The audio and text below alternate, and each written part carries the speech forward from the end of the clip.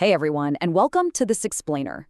Today, we are completely shattering the illusion of looking wealthy versus, actually being wealthy.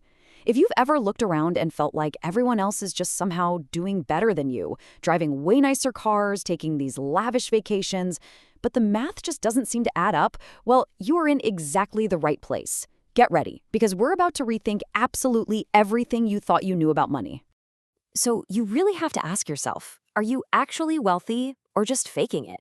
I know, it's a pretty tough question, but without even realizing it, you might be caught in a financial trap that is quietly draining your future wealth, all just to fund your current lifestyle. Which trap? Well, interestingly enough, it heavily depends on exactly when you were born. Okay, let's dive into this. Section 1. The Generational Wealth Trap. The unwritten rules of success have changed so much over the decades, and each generation has its own hidden financial pitfall. Take boomers, like Robert, for example. Their trap was tying almost all their net worth into a single house, leaving them incredibly house-rich, but totally cash-poor for retirement. For Gen X, represented here by Karen, it's lifestyle creep. Literally, every single raise is instantly swallowed up by a bigger, newer expense. Then we have millennials, like Marcus, who ended up substituting building real assets for buying travel and experiences. And Gen Z? Well, Gen Zers like Zoe are caught performing wealth online, curating this rich aesthetic on social media while their actual bank account stays, frankly, pretty small. Across the board, they're all prioritizing the signal of wealth over the actual substance. Section 2. Calculating your real wealth.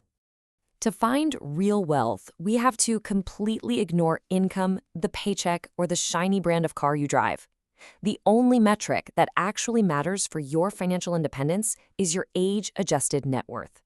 Let's look at Tyler here. He's 34 years old and earns a very comfortable $85,000 a year.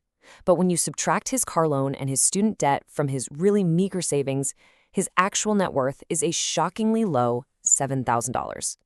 Tyler feels solidly middle class because of that paycheck, but mathematically, his net worth places him in the bottom 25% of all American households.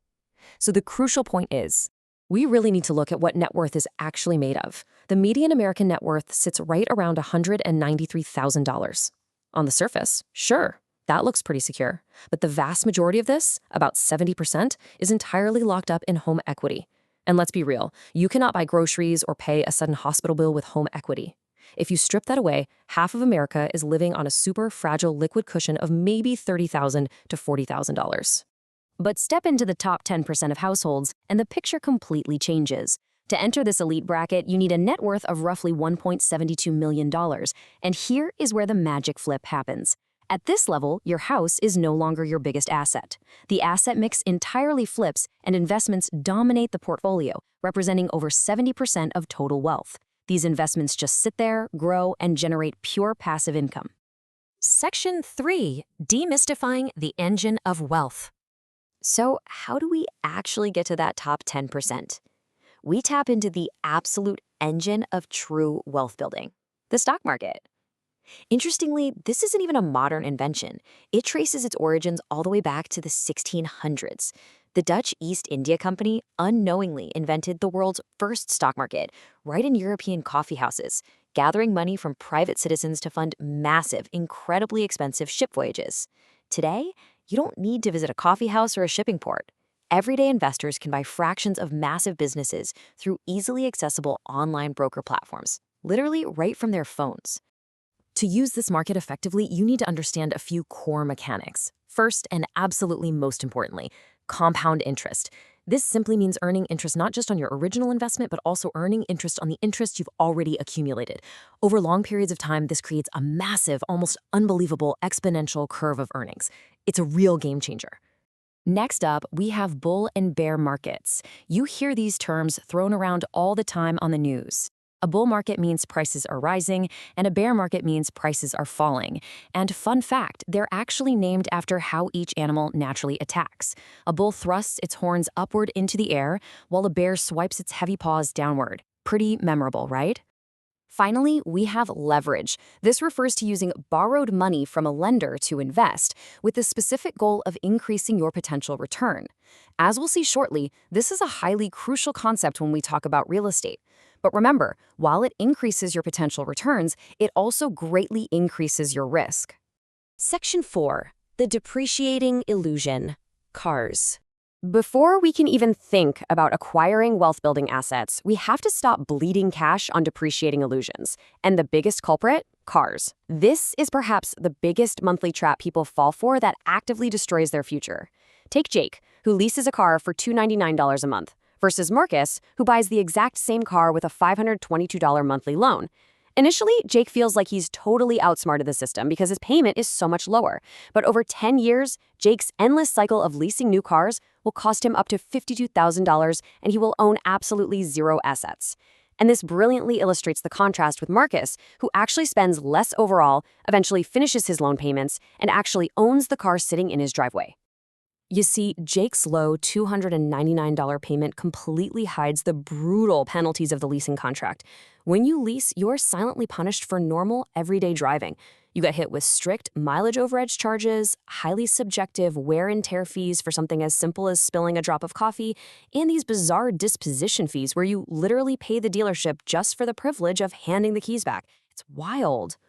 Section 5, the appreciating debate, real estate versus stocks. So, where should we put our money? Imagine both Jake and Marcus have $50,000 in cash to invest. Jake puts his down on a rental house, while Marcus drops his into a total stock market index fund. The psychological experiences for these two could not be more vastly different.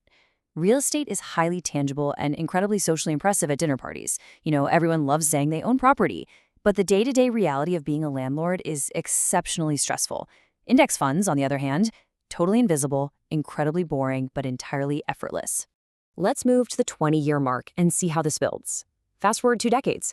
After massive physical effort, dealing with endless tenant turnover, and coordinating midnight plumbing repairs, Jake's property yields a net profit of $50,000 to $90,000 from cash flow, plus his accumulated equity. Now look at Marcus. Marcus, who just automated a $300 a month index fund contribution and did absolutely nothing else for 20 years, sees his portfolio hit roughly $420,000 to $460,000. Their total net worth ends up very similar, but Jake practically worked a stressful second job for his, while Marcus simply waited for his. The problem is, Jake fell victim to what we call the napkin math illusion. Most real estate investors just subtract their mortgage payment from the monthly rent check and happily call the rest pure profit. But that completely ignores the brutal reality. The months of vacancy, the routine maintenance, the massive capital expenditures like a surprise $10,000 roof replacement, and the absolute nightmare of legally evicting bad tenants. These hidden costs silently but consistently eat away at the profits. Now, to be perfectly fair and impartial here, real estate absolutely can win big, but only if you treat it like a true business. It shines brightest when you utilize that 5-to-1 leverage we defined earlier, meaning you control a huge $250,000 asset with only a $50,000 down payment.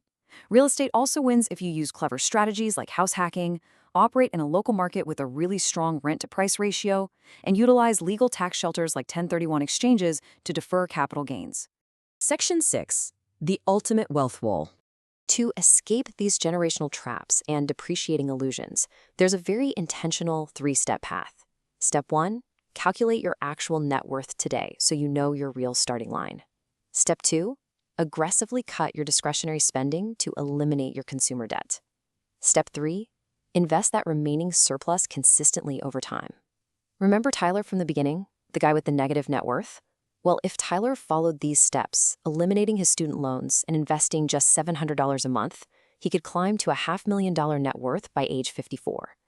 If you take absolutely nothing else away from this explainer, let it be this core thesis. Assets first, lifestyle second. You have to deliberately delay the costume of wealth. Please do not perform wealth online for strangers or upgrade your car just because you got a modest raise at work. You've got to prioritize building actual compounding assets before you ever consider upgrading your lifestyle. Let the assets do the heavy lifting so they can pay for the lifestyle later. As we wrap up today, I want to leave you with one really provocative question for the next time you're faced with a major financial move. Whether you're leasing a car, buying a rental property, or jumping into a new index fund, ask yourself, did you include everything? Because the answer that includes everything, every single hidden fee, every risk, the value of your time, and the incredible, almost unbelievable magic of compounding is the only answer that truly matters. Thanks for joining me on this explainer, and keep building that real wealth.